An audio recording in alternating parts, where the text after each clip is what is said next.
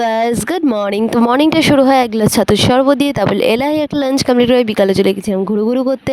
আর আজকের এই ঘুরুর প্ল্যানটা বলতে পারো অনেকটাই আনপ্ল্যান ছিল। আর কিছু কিছু আনপ্ল্যান ডেগুলি অনেকটা গুড ডে হয়ে যায়। আজকের দিনটাও কিছুটা এরকমই। আমি ভাবতেও পারিনি এত সুন্দরভাবে আজকের বিকালটা আমার কাটবে। তো আমাদের এই টেনশনযুক্ত জীবনে না এই খোলা জানলার মতন দিনগুলি খুবই দরকার।